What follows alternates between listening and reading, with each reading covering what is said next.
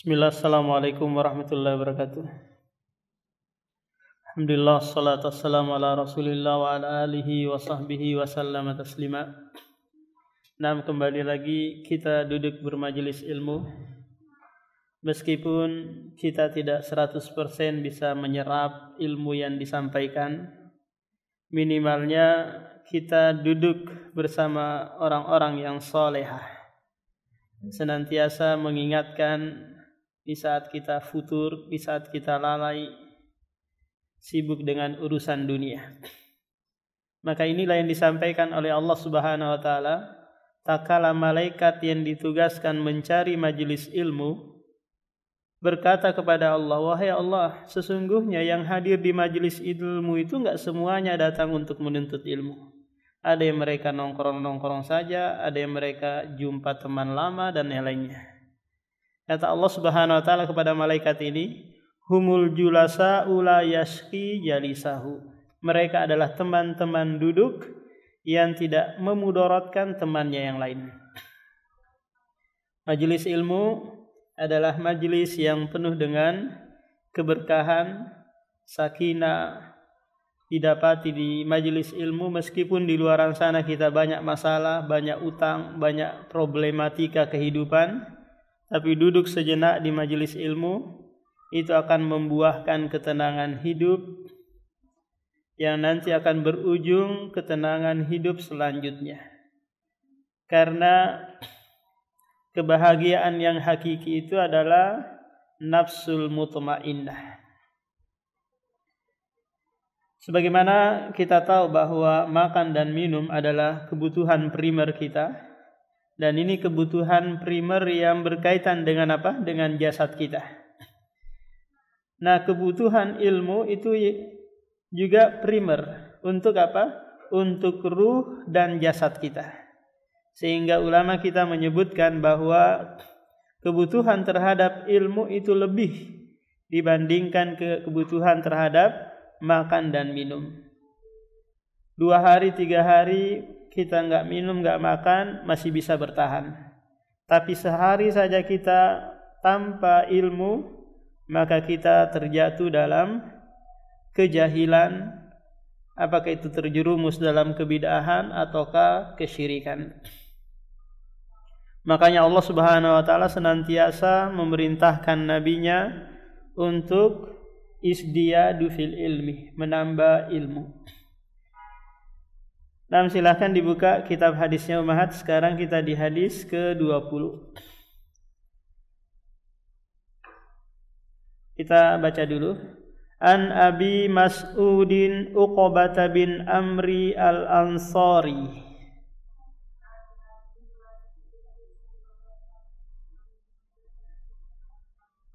An Abi Mas'udin Uqbah ibni Amrin An Abi Mas'udin Uqbah bin Amrin al-Ansari al-Badri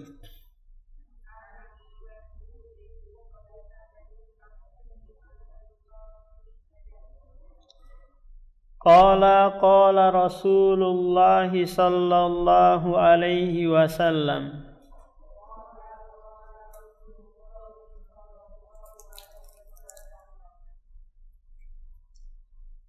Inna mimma adrakan nasu Inna mimma adrakan nasu min kalamin nubuwatil ula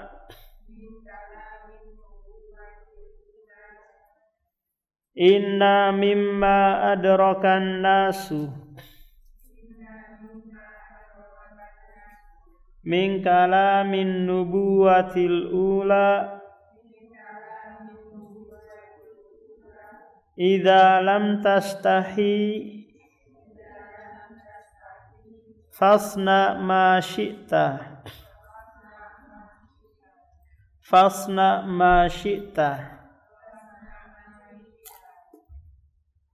Rawahul Bukhari.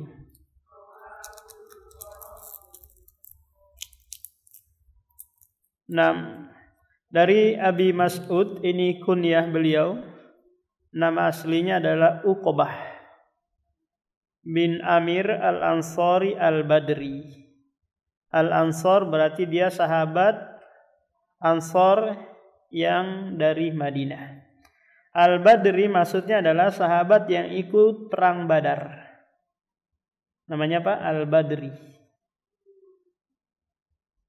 Jadi seluruh sahabat yang ikut perang Badar itu semua ma'fuun, dimaafkan kesalahan-kesalahannya. Meskipun sebesar apa kesalahan mereka, semua dimaafkan oleh Allah.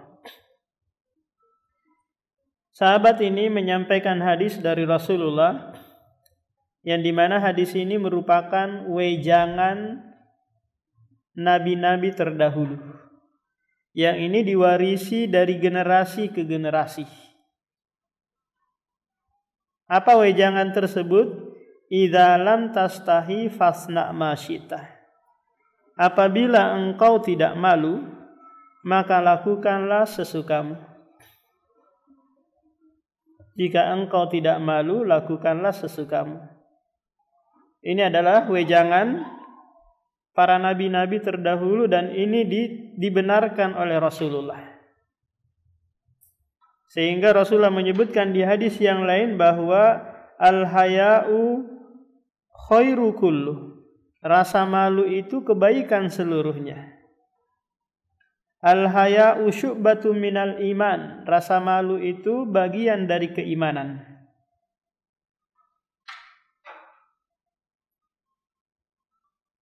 Rasa malu itu bagian dari keimanan. Hanya saja para ulama berselisih dalam memahami hadis ini. Ungkapan atau wejangan nabi-nabi terdahulu ini. Apakah dia perintah ataukah dia larangan? Ada yang mengatakan di antara ulama kita bahwa hadis ini perintah tapi maknanya adalah larangan. Perintah tapi maknanya apa? Adalah larangan. Sebagaimana kalau ibu-ibu berkata kepada anaknya, "Nak, makan aja yang banyak kalau engkau mau mati."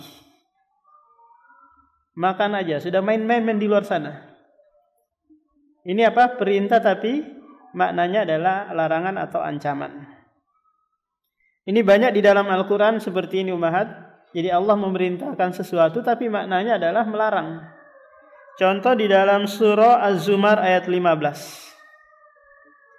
Allah berfirman, "Fa'budu ma syi'tum min duni." Sembahlah selain Allah yang engkau sukai.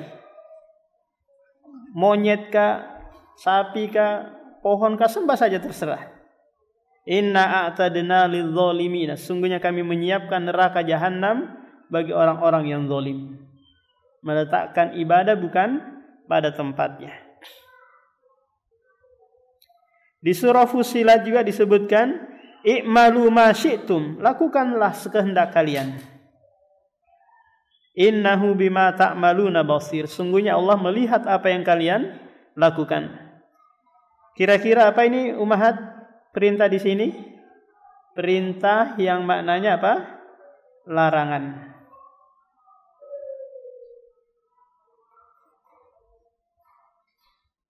Jadi lakukanlah sesuai dengan yang engkau kehendaki jika tidak malu. Berarti engkau kalau masih ada rasa malumu, maka pikirkan jika engkau mau melakukan sesuatu.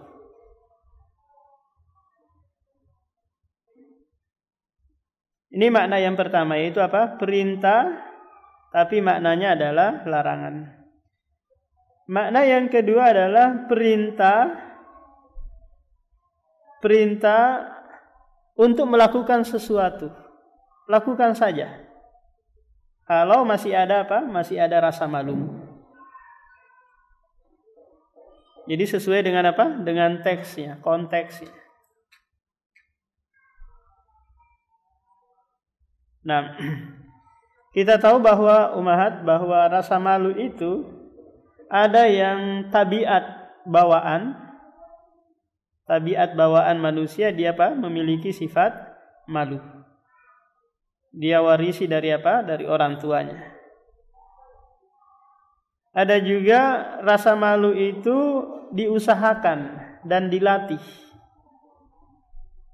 Bagaimana cara melatih diri kita agar apa? Memiliki sifat malu? Caranya yang pertama itu dengan apa? Dengan banyak mengenal Allah Subhanahu wa taala. Contoh gini umat, kalau kita kenal Allah itu Maha melihat, Maha mendengar, Maha mengawasi kita, maka apa yang kira-kira akan kita lakukan? Kita enggak mau diam-diam di dalam kamar nonton TikTok mungkin, atau YouTube yang enggak benar gitu. Kenapa? Karena kita malu, Allah melihat kita. Enggak mau kita apa? Berbisik-bisik dengan teman dekat, apakah di majelis ilmu dan yang lainnya. Kenapa? Karena Allah melihat kita, mendengar ucapan kita. Nah, ini rasa malu yang diusahakan dengan apa? Dengan cara mempelajari atau mengenal Allah Subhanahu wa taala. Cara yang kedua yaitu adalah mengetahui perintah-perintahnya dan larangan-larangannya. Sehingga apa?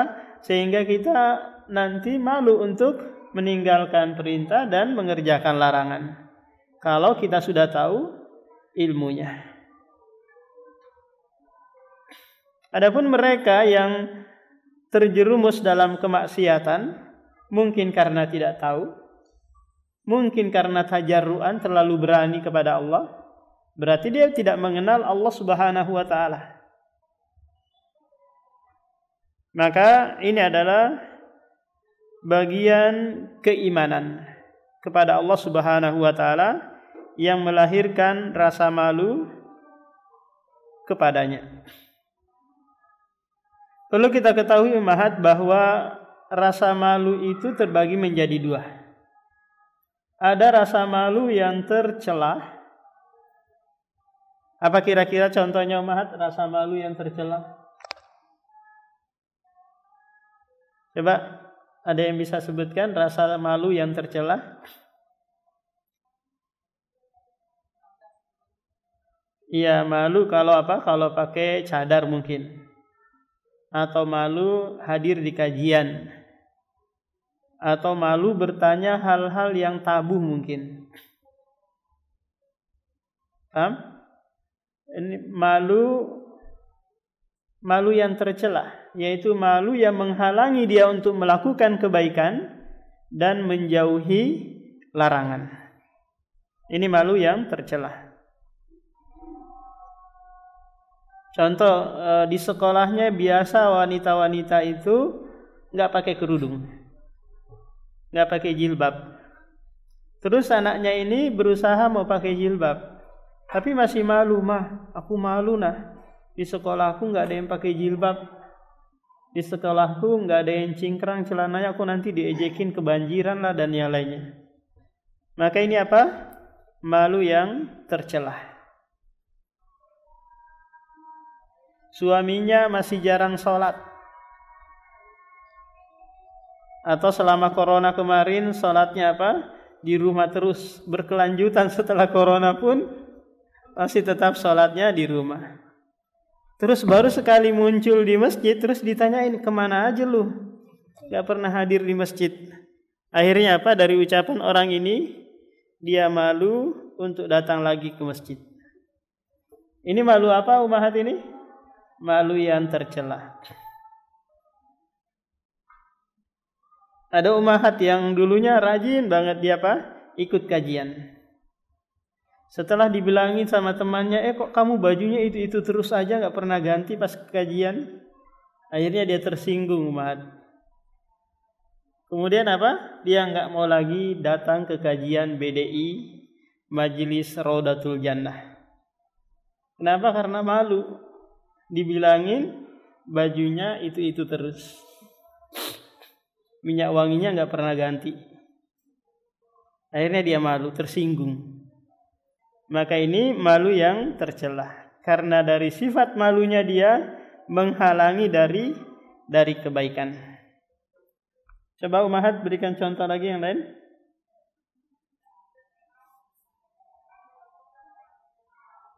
Ada?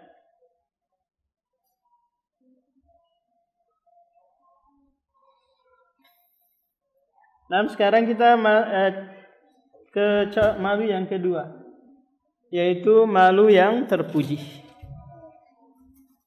Malu yang terpuji adalah malu yang mendorong seseorang untuk melakukan kebaikan dan menjauhi larangan.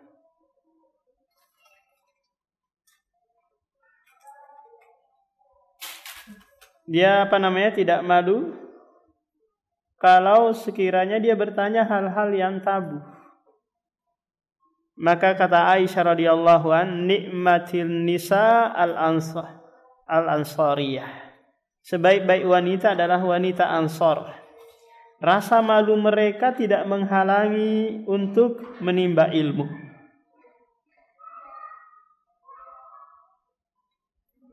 Suatu saat Ummu Sulaim pernah bertanya kepada Rasulullah. Sebelum dia bertanya, dia menyampaikan dulu ayat. Innallaha la yastahi anil haq. Sesungguhnya Allah itu tidak malu menyampaikan kebenaran. Fahal alal mar'ati al-ghuslu idza talamat. Apakah ada kewajiban bagi perempuan mandi kalau dia mimpi basah? Apa kata Rasulullah? Na'am. Idza ra'atil ma, apabila dia melihat air mani. Karena kalau wanita ini hanya mimpi basah saja, tapi enggak keluar air mani, maka enggak ada kewajiban mandi kan?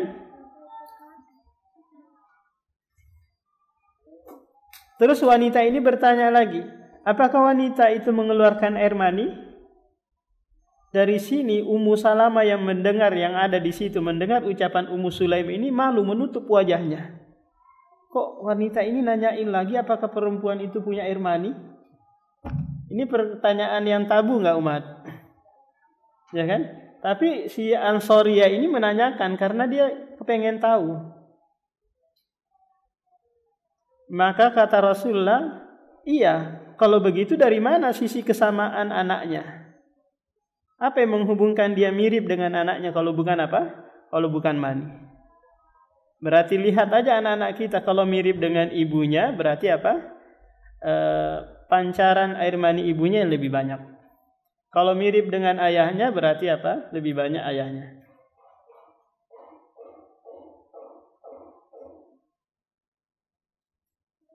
Nah, jadi sifat malu ini adalah malu yang terpuji, tidak menghalangi seseorang melakukan kebaikan dan meninggalkan larangan. Jadi orang-orang Bugis itu sering mengucapkan kepada anak-anaknya, ajak pakai sirik-sirik, jangan bikin malu. Jangan, ini yang sering diwasiatkan. Minta tolong kan. Jangan sampai bikin malu nak. Maka mereka lebih baik apa? Lebih baik mati daripada apa? Daripada malu.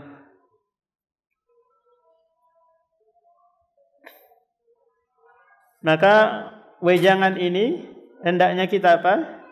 Kita gunakan dalam filosofi kehidupan kita, bahwa malu ini yang mendorong kita melakukan kebaikan dan mencegah kita dari keburukan. Nah, kalau kita tidak malu kepada Allah, maka malulah kepada manusia. Atau kalau malu kepada manusia, maka lebih utama lagi Anda malu kepada Allah Subhanahu wa taala yang Dia memberikan segala kenikmatan kepadamu. Nah, sekarang kita pindah ke hadis yang ke-21. Baca dulu Mahat. An Abi Amrin An Abi Amrin Wakila Abi Amrah Sufyana ibni Abdillahi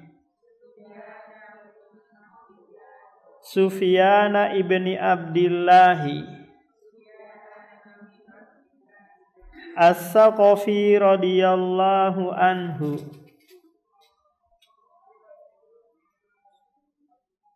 As-Saqafi radhiyallahu anhu. Qala qultu ya Rasulullah, kulli fil islami qawlan.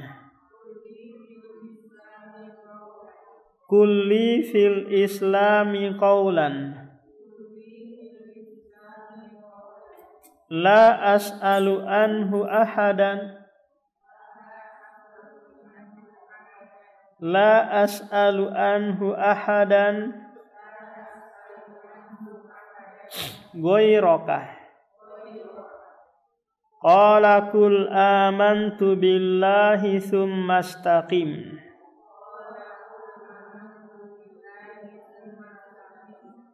Qul amantu billahi thumma istaqim.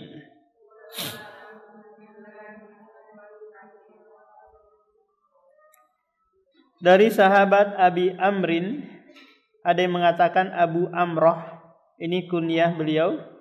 Nama aslinya adalah Sufyan ibni Abdillah As-Saqafi. Coba perhatikan umahat, dari hadis pertama hingga hadis 21 ini, tak ada satupun nama sahabat itu yang double. Nggak ada Musa Ibrahim atau Ibrahim Yusuf dan yang lainnya. Semuanya apa? Namanya satu kosakata. Kenapa? Karena kalau ada 2 atau 3 namanya, ini enggak diterima periwayatannya. Apakah itu sahabat, tabi'in, tabi'ut tabi'in dan seterusnya, kalau namanya double, itu enggak diterima periwayatannya. Contoh, haddasani Burhan Muhammad Yusuf. Maka ini enggak diterima. Siapa Burhan, siapa Muhammad, siapa Yusuf. Paham? Makanya mereka hanya memiliki satu nama. Boleh nanti ada lakopnya atau kunyanya. Tapi kalau double 2 namanya atau 3, maka ini tidak diterima periwayatannya. Ternyata ini merupakan makar orang-orang Yahudi untuk membedakan mana anak zina, mana anak sah. Kalau anak sah itu hanya 1, kalau anak zina itu 2 atau 3, double gitu. Coba lihat di Malaysia juga menggunakan seperti ini, Muhammad bin atau Fatimah bint. Enggak apa? Enggak double-double. Gimana Ustaz? Kita buat paspor itu harus ini ada 3 kosakata. Ya masukkan aja nama bapakmu sama kakekmu, selesai. Ya perlu di double-double. Nah sahabat ini bertanya kepada Rasulullah, wahai Rasulullah, sampaikanlah kepadaku suatu ucapan yang aku tidak perlu lagi bertanya kepada selainmu. Maka Rasulullah menyampaikan suatu perkataan, yaitu amantu billah tsumma istaqim. Katakanlah aku beriman kepada Allah, kemudian istiqomalah. Ini merupakan hadis jawami'ul kalim. Hadis yang lafadznya ringkas tapi maknanya sangat luas. Ucapan Rasulullah ini amantu billah tsumma istaqim, ini selaras dengan firman Allah. Ada 2 ayat di dalam Al-Quran. Ayat yang pertama dalam surah Fussilat ayat 30.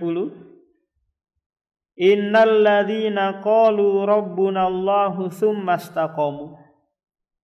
Sesungguhnya orang yang berkata Rabbku adalah Allah, kemudian istiqomah. Di ayat yang kedua di surah Al-Ahqaf ayat 13. Innal ladzina qalu rabbunallahu tsumma istaqamu. Jadi ucapan Rasulullah di atas selaras dengan apa? Firman Allah di surah Fussilat ayat 30 dan surah Al-Ahqaf ayat 13. Ayat dan hadis di atas itu menyebutkan dua hal yang penting umahat, yang merupakan asas dalam kehidupan kita dalam beragama. Asas penting dalam kehidupan kita beragama. Apa dua hal tersebut? Yaitu permasalahan imaniyah dan permasalahan istiqomah.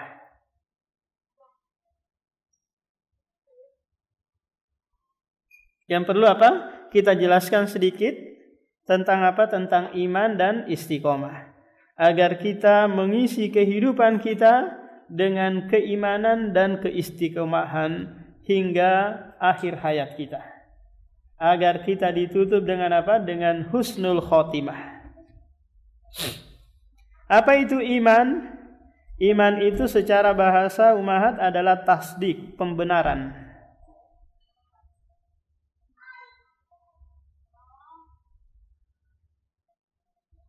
Secara istilah, iman itu adalah ucapan dengan lisan, pembenaran dalam hati, dan pengamalan dengan anggota badan. Ucapan dengan lisan, pembenaran dalam hati, dan pengamalan dengan anggota badan.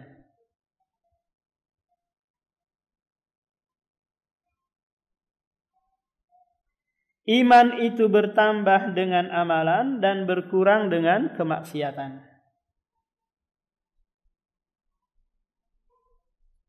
Nah, rukun iman ada berapa umahat? Ada 6. Siapa kira-kira yang hafal? Iman kepada Allah, malaikat, kitab-kitab, rasul, hari akhirat, dan beriman kepada takdir yang baik dan yang buruk. Rukun iman ini itu semua adalah pembahasan akidah. Jadi kalau mau ditanyakan apa sih akidah Islamiyah itu? Apa akidah Ahlus Sunnah itu? Maka jawabannya apa umahat? Rukun iman yang 6. Jadi seluruh kitab-kitab akidah mengarah kepada apa? Pembahasan rukun iman. Pembahasan tentang tauhid dalam kitab tauhid. Itu rukun iman yang mana umahat? Rukun iman yang pertama. Pembahasan tentang akidah wasitiyah, tohawiyah dan yang lainnya semua membahas tentang rukun iman. Yang ini adalah permasalahan akidah.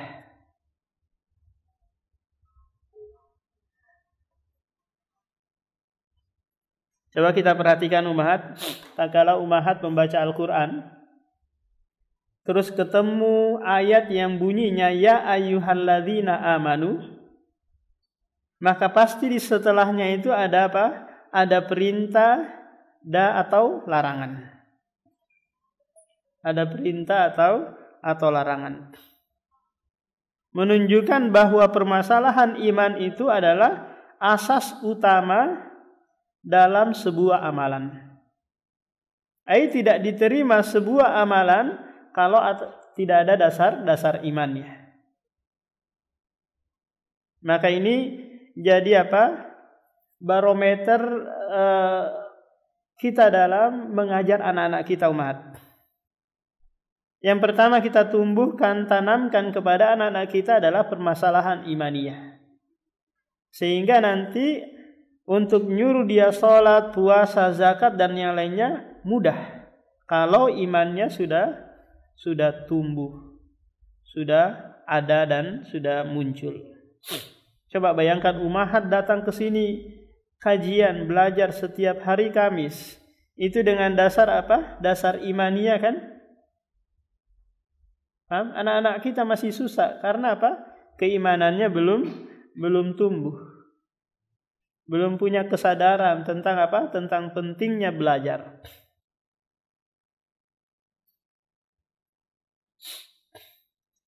Jadi seseorang yang mau melakukan amalan soleh, apakah itu sholat dan yang lainnya, haruslah punya asas iman atau dasar keimanan. Yaitu minimalnya dia apa? Mempercayai rukun iman tersebut. Meskipun belum mempelajari secara terperinci. Karena ada pembahasan tersendiri tentang hal ini. Kemudian pembahasan yang kedua dalam hadis ini adalah tentang istiqomah. Apa itu istiqomah? Istiqomah itu adalah sulukus siratal mustaqim, yaitu menempuh jalan yang lurus hingga akhir hayat. Namanya apa? Istiqomah. Konsisten atau istimror, senantiasa melakukan apa? Melakukan kebaikan dan menjauhi keburukan. Namanya apa? Istiqomah. Kita kepengen keadaan kita setiap saat seperti ini kan ummahat ya. Setiap saat melakukan kebaikan atau sampai ditutup akhir hayat kita dengan kebaikan. Karena Allah memerintahkan kita dalam surah Al-Hijr ayat 99 itu, wa'bud rabbaka hatta ya'tiyakal yakin. Beribadalah kepada Rabbmu hingga kematian datang. Tapi kita enggak tahu apakah keadaan kita sama dengan keadaan hari ini, besok atau lusa apakah sama? Maka jawabannya wallahu a'lam.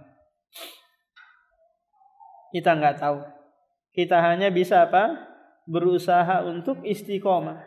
Tapi dorongan hawa, bisikan setan ini yang akan menghalangi kita untuk istiqomah. Maka kita akan sebutkan di sini umat tentang hal-hal yang mendukung kita untuk istiqomah di atas agama ini. Agar mati di atas Islam dan sunnah. Agar mati ditutup dengan husnul khotimah.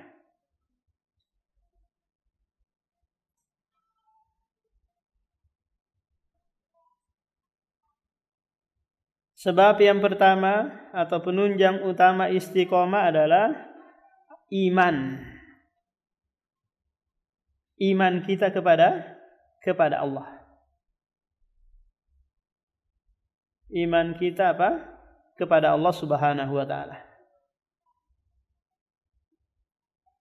Kita diperintah salat, belajar. Kenapa? Karena Allah yang memerintahkan kita. Kita taat kepada suami. Kenapa? Karena kita taat kepada Allah. Keimanan kepada Allah ini yang membuat kita terus melakukan kebaikan.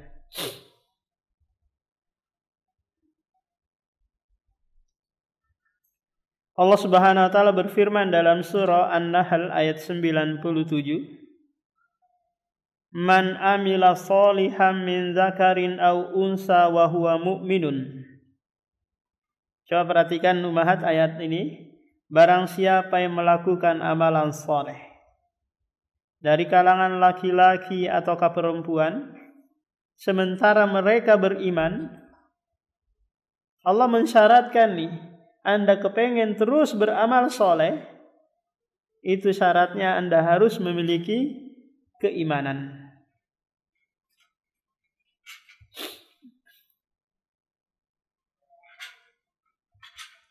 Nah, kalau kita tidak punya keimanan, maka sebentar saja kita akan stop dari melakukan ibadah. Contoh gini umat, tak kala hadir di kajian itu karena ada kuenya, ada sesuatunya, tapi bukan karena dasar iman dia melakukan hal tersebut, maka ketika tidak ada kue, tidak ada lagi jajanan, sepi gitu, maka dia akan futur. Kenapa? Karena yang mendorong dia melakukan hadir di kajian itu bukan dasar imaniyah, tapi dasarnya adalah sesuatu. kita sebagai seorang istri, kalau mengikat bakti kita kepada suami itu dengan dasar iman, maka suami berlaku kasar kah, suami baik kah, suami ngasih uang atau enggak kah, maka apa? Kita terus berbakti kepadanya. Karena dasarnya apa tadi, Umat? Iman kepada Allah. Maka ada 82 ayat di dalam Al-Quran yang menyebutkan tentang apa? Tentang permasalahan iman qoblal amal, sebelum beramal. Ini penunjang pertama. Yang kedua adalah ad-du'a, berdoa kepada Allah agar diberikan ketetapan istiqomah dalam menjalani kehidupan ini. Doa yang diajarkan oleh Allah dan Rasulnya, kalau doa yang diajarkan oleh Allah itu di dalam surah Al-Imran ayat 8. Rabbana la tuzigh qulubana ba'da idh hadaitana wa hab lana min ladunka rahmah innaka antal wahhab. Wahai Rabb kami, janganlah engkau cabut hati kami dari hidayah setelah engkau memberikan hidayah tersebut. Wahab lana, dan berikanlah kepada kami rahmat kasih sayangmu. Innaka antal wahhab, sesungguhnya engkau al-wahhab, yaitu maha pemberi. Di sini apa? Permohonan kita kepada Allah agar diberikan istiqomah, tetap diberikan hidayah. Di dalam hadis Rasulullah mengajarkan kita doa yang bagus. Ya muqallibal qulubi, sabbit qalbi ala dinik. Wahai yang membolak-balikkan hati, tetapkanlah hatiku di atas agamamu. Karena hati itu tidaklah disebut dengan qalbun kecuali karena dia berbolak-balik. Ditawarin dikit berubah, dimarahin dikit dia berubah, disinggung dikit dia kan berubah sikap. Itu apa? Qalbun. Maka kita minta kepada Allah, ya muqallibal qulubi sabbit qulubana. Ini kalau bentuknya jamak, qulubana. Atau kalau sendiri apa? Qalbi ala dinik.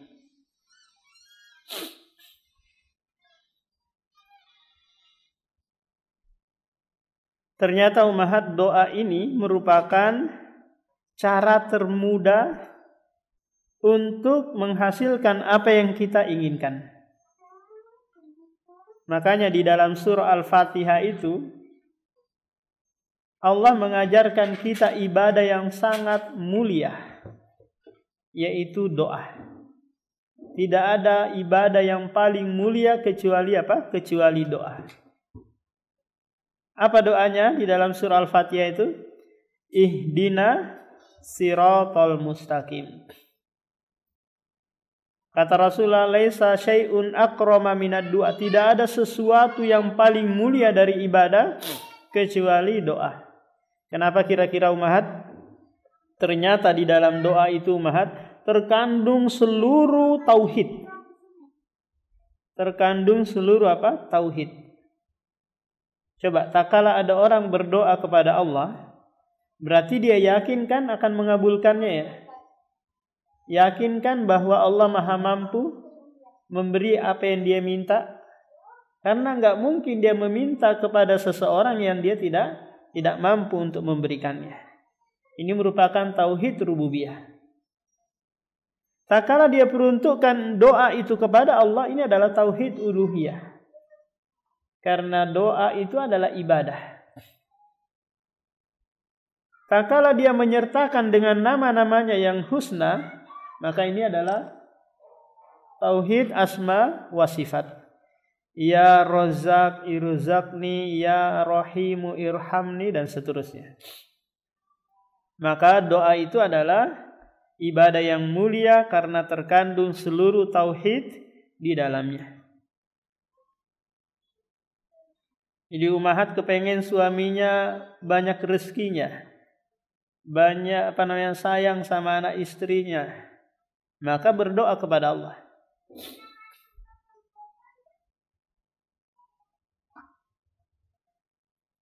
Nah, sebab yang ketiga membuat kita istiqomah adalah menuntut ilmu agama. Menuntut ilmu agama. Karena dari menuntut ilmu agama kita mengetahui halal dan haram. Mengetahui banyak hal.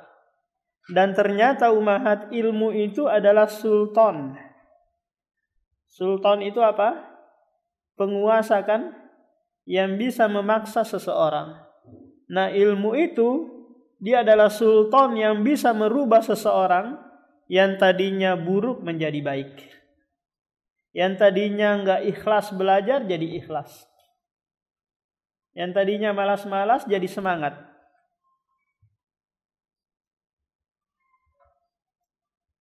Maka dengan menuntut ilmu agama lah nanti yang akan membuat kita istiqomah dalam terus melakukan ibadah kepada Allah. Rasulullah sallallahu alaihi wasallam bersabda, "Man salaka tariqan yaltamisuhu fihi ilman, sahhalallahu lahu bihi tariqan ilal jannah." Barang siapa yang menempuh suatu jalan dalam rangka mencari ilmu, maka Allah akan mudahkan jalannya meraih surga.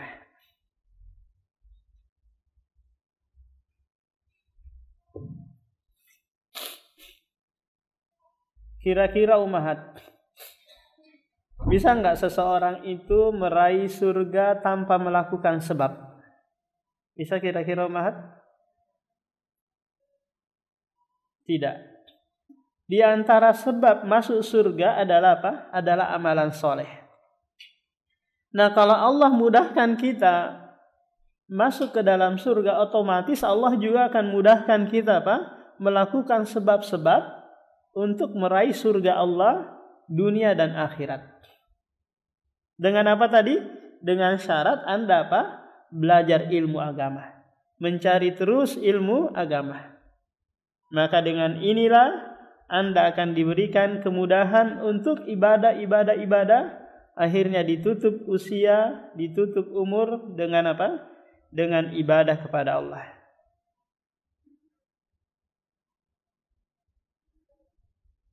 Di hadis yang lain Rasulullah sallallahu alaihi wasallam bersabda, "Man yuridillahu bihi khairan yufaqihu fiddin."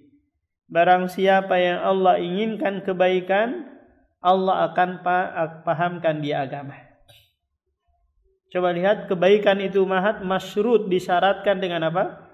Fiqhi fiddin. Paham agama. Mungkin gak kira-kira kita paham agama tanpa belajar, tanpa menuntut ilmu? Maka enggak. Enggak ada istilahnya ilmu laduni. Ilmu yang datang dari Allah. Ilmu langsung kita ambil, harus melalui proses belajar. Apakah itu dengan membaca, mendengar, menghayati. Ini adalah cara kita untuk memahami ilmu agama ini. Nah, cara yang keempat atau sebab yang keempat adalah berteman dengan orang yang baik. Berteman dengan orang yang solehah. Karena teman yang baik nanti akan mengingatkan kita di saat kita lalai, di saat kita malas, di saat kita futur dalam beribadah. Teman yang baik itu teman yang senantiasa mengingatkan, bukan teman yang membiarkan kita. Teman yang mendukung syaitan agar menggelincirkan kita. Tapi teman yang baik yang senantiasa memberikan obat meskipun itu pahit.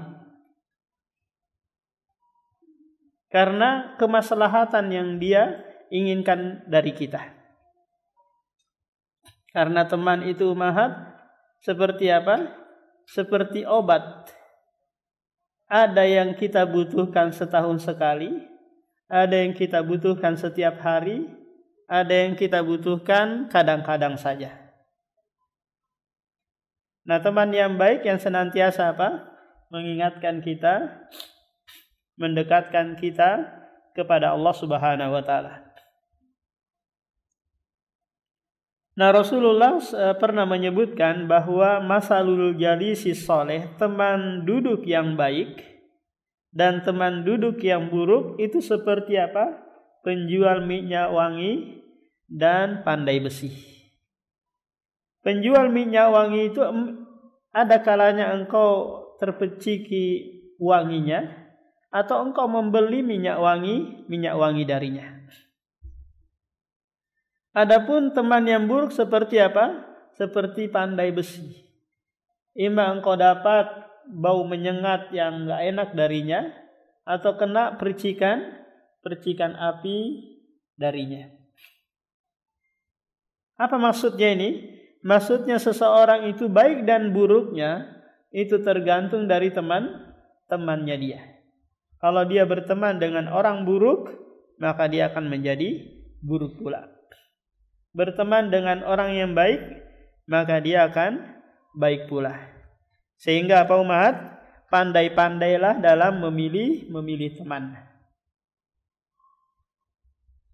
Pandai-pandailah dalam apa? Menyeleksi, memilih-milih teman-teman yang baik. Kalau sekiranya umat ternyata teman enggak ada yang baik, maka coba bertemanlah dengan Allah, dengan Rasulullah dan sahabat-sahabat. Bagaimana caranya? Engkau menyibukkan diri dengan baca Al-Quran, baca hadis, dan yang lainnya. Tak kala Abdullah ibnu Mubarak dipanggil sama temannya, ngumpul-ngumpul dulu dong di sini.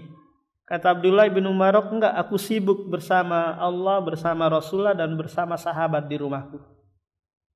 Apa maksudnya ini? Dia menyibukkan diri membaca hadis, penjelasan para ulama, membaca Al-Quran, maka dia apa?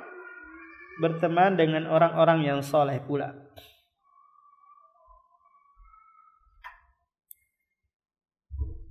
Kata Rasulullah sallallahu alaihi wasallam, "Ar-rajulu ala dini khalilihi, falyanzur ahadukum man yukhalil."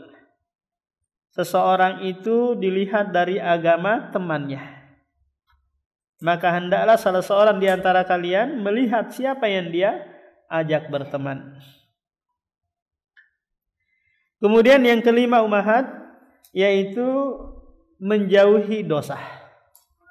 Berusaha keras menjauhi dosa-dosa. Kenapa demikian? Karena dosa yang kita lakukan itu membuat kita futur, membuat kita lemah, akhirnya menjauh, akhirnya tidak lagi melakukan. Ini dampak buruk dari dosa apa? Membuat kita tidak istiqomah. Paham? Jadi sekecil apapun dosa yang kita lakukan, itu pasti membuat kita lemah, malas.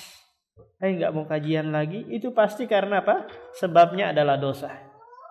Malas baca Al-Quran, malas ngapa-ngapain. Itu sebabnya karena dosa. Nah, lantas solusi dan obatnya bagaimana? Berusaha keras melawan. Dengan apa? Dengan melakukan kebaikan, mengerjakan kebaikan. Karena pasti itu sekali kita melakukan kesalahan, pasti kita akan lemah dari berbuat kebajikan atau kebaikan. Coba kita sejenak memperhatikan ini umat, ayat di surah Al-Baqarah. Ada bawa Al-Quran gak situ? Coba lihat Al-Quran ayat 266 surah Al-Baqarah.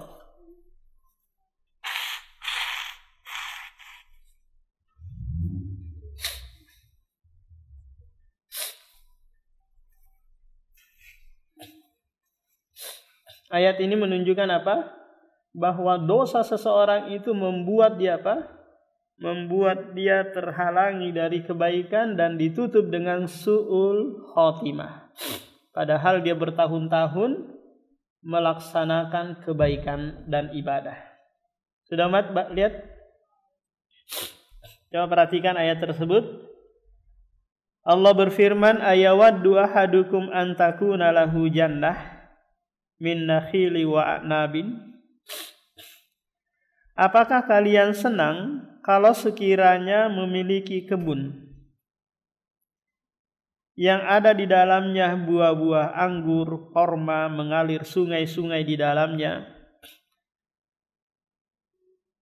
dan muncul buah-buahan yang banyak, tetapi kata Allah pemiliknya itu sudah tua, sementara anaknya masih kecil-kecil. Tiba-tiba kebun tersebut diterpah badai dibarengi dengan api yang membakar seluruh kebun ini. Kira-kira apa nih maksudnya Ummahat ayat ini?